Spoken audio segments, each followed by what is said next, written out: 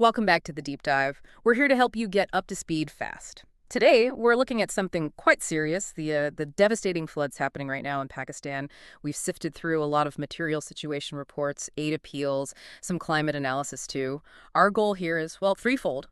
Understand the immediate impact, grasp the ongoing risk, and crucially, find actionable ways you can help. Okay, let's unpack this. Starting with the human cost, the numbers are they're really sobering. We're talking late June, early July reports, up to around 79 deaths confirmed, maybe 140 injuries, and tragically, several people are still unaccounted for. It's more than numbers, though, isn't it? It absolutely is. And what's really striking, I think, is just how widespread this is. It's not just one region. Take Khyber Pakhtunkhwa, KP. They've seen something like 28 or 29 fatalities alone.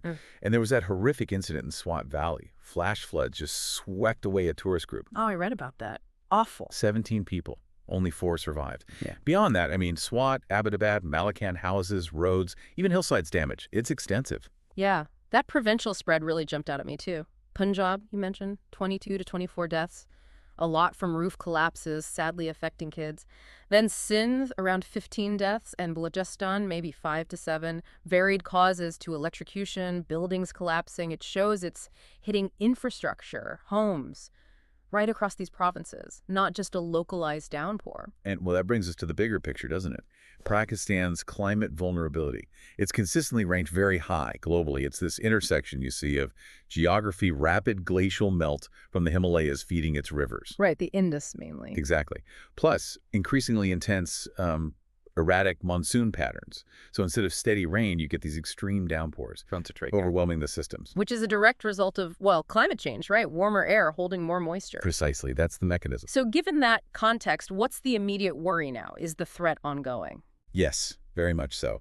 The danger is still evolving. More heavy rain is forecast. High alerts are up through at least July 10th.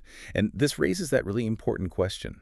Yeah. People are worried, could this be like 2022 again? The mega floods, yeah. Yep. About a third of the country underwater. Exactly. Now, agencies like Rescue 1122, the NDMA, Yeah. they're on the ground. Relief efforts are happening. The Army is involved too. But there has been public criticism, quite sharp actually, about slow rescue operations, especially with that Swat River incident. Calls for accountability. Does that criticism point towards maybe a larger systemic issue beyond just this specific response? I think it could, yes. It suggests that maybe without really robust preemptive measures, clear communication, maybe more decentralized response capabilities, even dedicated agencies struggle. It hints at deeper challenges in preparedness, early warnings, especially in those harder-to-reach areas. Right. Given the scale of this, it's easy for people listening to feel a bit helpless, but you mentioned actionable help. What can individuals actually do? That's so important, because individual action can make a difference. Knowledge needs application, right? So first, donate. But crucially, to verified relief funds. Avoid scams. We're talking trusted names like the Edie Foundation that do great work with medical aid, shelter. Al-Khidmat Foundation, known for rescue, food, more shelter. Sailani Welfare Trust, they focus a lot on food, mobile kitchens. UNICEF Pakistan, obviously focusing on water, sanitation, child safety. And the International Rescue Committee, the IRC Health, crisis relief. And always double-check those links before donating. Absolutely critical. Verify everything. Now, if you happen to be local in Pakistan, specific supplies are desperately needed.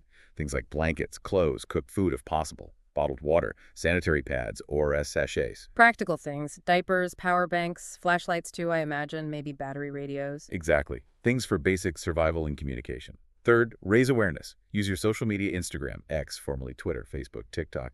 Use hashtags like hashtag Pakistan Floods 2025, hashtag Flood Relief PK. Share reliable information. Yes.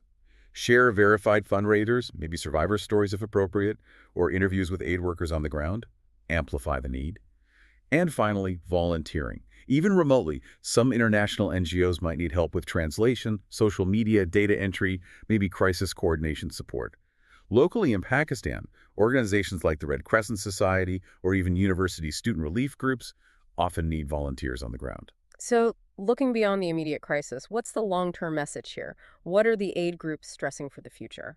Well, beyond the immediate help, the big push from humanitarian groups is for sustained aid. This isn't a one-off fix. And critically, disaster resilience training in those vulnerable communities, plus serious investment in flood-resistant infrastructure, things like better drainage, stronger embankments, maybe nature-based solutions too.